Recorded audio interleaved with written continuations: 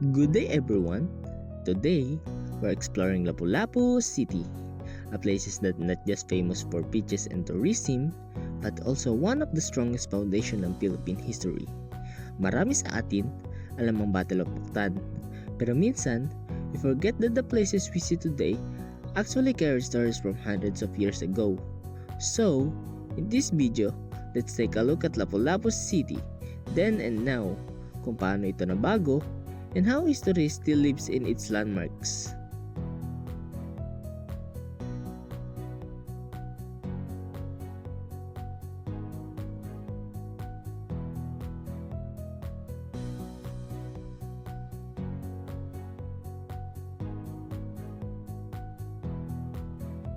Unahin na natin sa Mactan Shrine, or what we now know as the Liberty Shrine. Back then, the area was very simple. Wide open space, quiet surroundings, and halos walang major structures. Old photo show how raw and untouched the place looked, pero ngayon totally different ang vibe. Mas malinis ang pathways and more organized.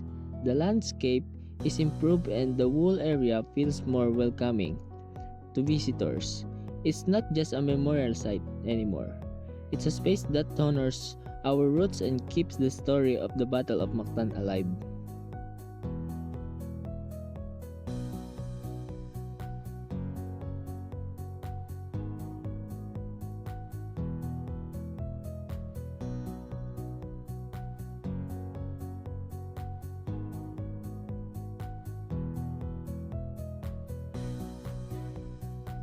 Right beside, it is the Lapu-Lapu Monument.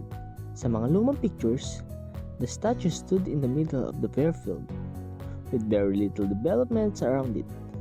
Super plain compared to now. Today, the surrounding looks more modern and refreshing. Greener landscaping, better walkways, and an overall park-like feel. Masisense mo talaga yung pride na meron ng mga Pilipinos for Lapu-Lapu, our first hero who stood his ground and defend our land. The monument feels more alive and powerful now.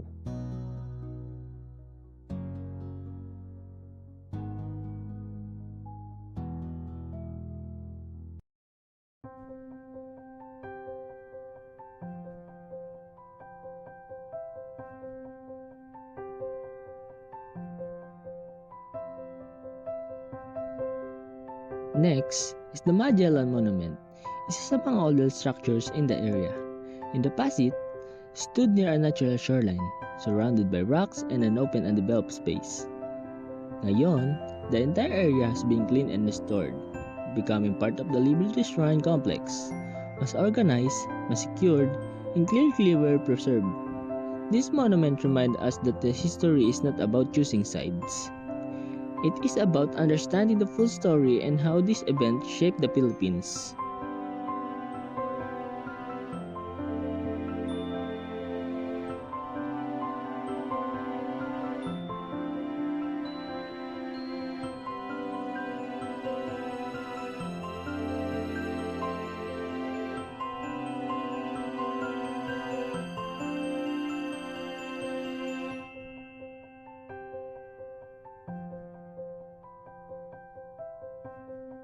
Lastly, we have the Nuestra Señora de la Regla Church, one of the most historical church in Lapu-Lapu City.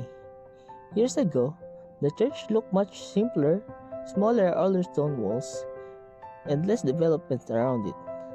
Pero ngayon, it has grown into a larger and more detailed structure. With a much more active community of devotees, even with the changes, the heart of the church remained the same.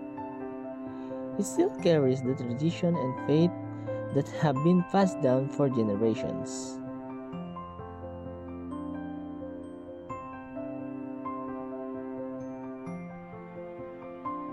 When we look at these places, from Mactan Shrine to the church, we see more than just physical changes. We see how Lapu-Lapu City grew, adapted, and moved forward while still holding on to its history.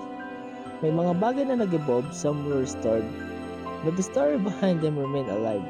Lapu-Lapu City is the perfect example of how the past and present can exist together. shaping the identity of the people who live here today. This is Lapu-Lapu City, a place where history and progress walk side by side, and where the courage of our ancestors continue to inspire the present.